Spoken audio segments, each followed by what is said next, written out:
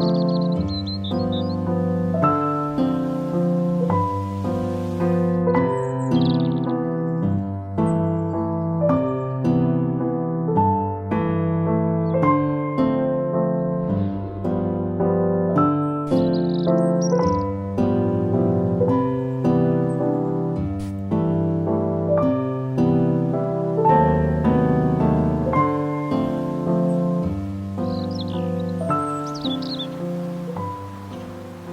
surnomme en fait les créateurs de parfums comme le nez.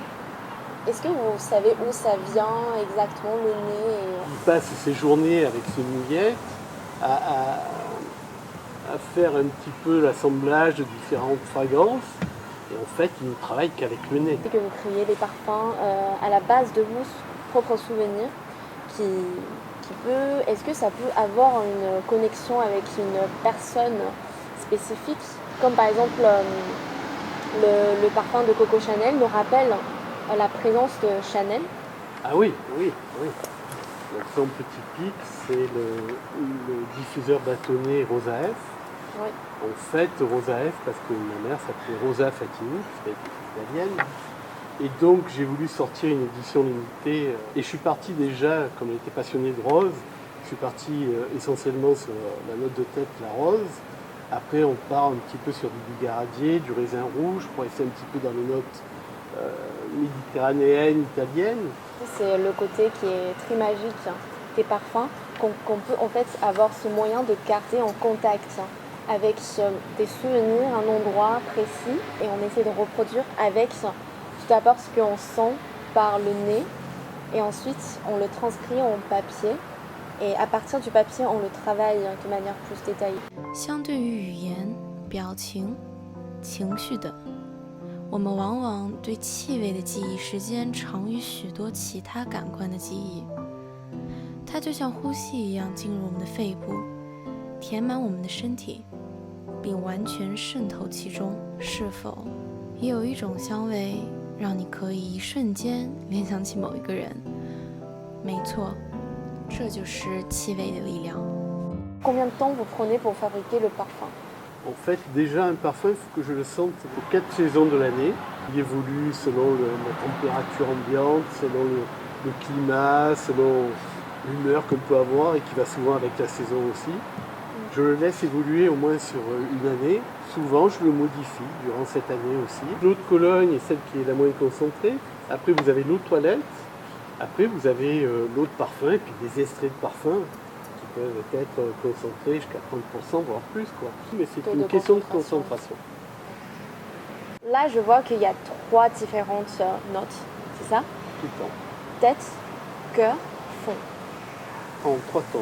On a la note de tête, c'est celle que vous allez sentir tout de suite. C'est celle qui va faire que votre cerveau va accrocher, va dire voilà, ça c'est ce qui me correspond.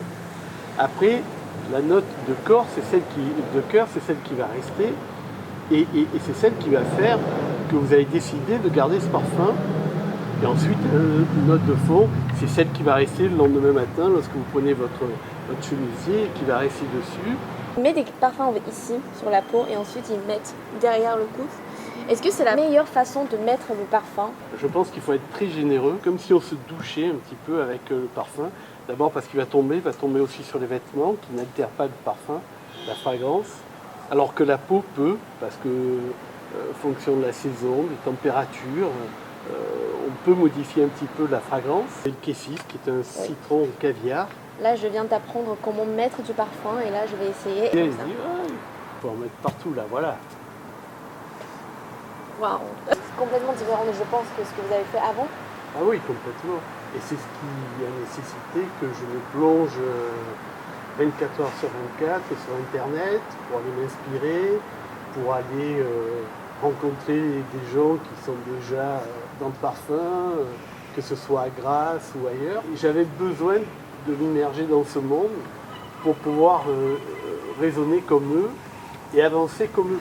Mais il ne fallait pas non plus que du coup je me disperse. Donc voilà, je suis resté sur mon idée originelle. Nous allons parler un peu en termes de packaging qui est créé par en fait du coup votre famille, par votre fille Marine, c'est ça? Marine. C'est votre fille aînée.